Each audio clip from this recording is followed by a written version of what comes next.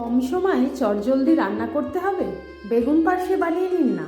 গরম ভাতের সঙ্গে জাস্ট জমে যাবে। নুন হলুদ দিয়ে পার্শে মাছগুলো ভেজে নিয়ে রান্নাটা শুরু করলাম। শীতের বেগুন পার্শে বানানোর জন্য উপকরণগুলো একবার দেখে নিই। প্রথমেই লাগছে আমার বেগুনটাকে আমি এইভাবে টুকরো করে নিয়েছি।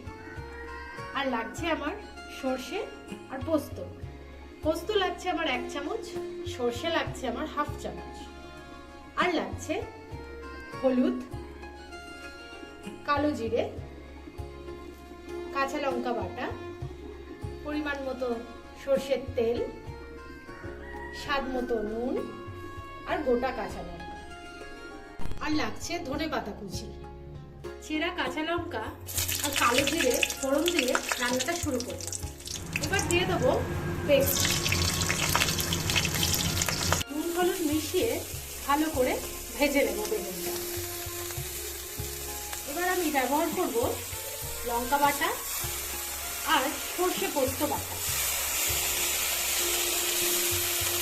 সর্ষে পোস্ত দেওয়ার সঙ্গে সঙ্গেই আমি জলটা অ্যাড করে দেব।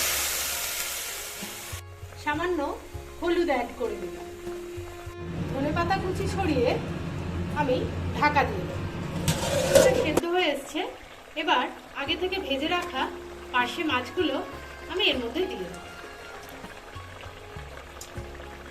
চটজলদি রান্না শিখতে হলে অবশ্যই চোখ রাখতে হবে ইয়াম্মি মিস কিচেনে। ধন্যবাদ।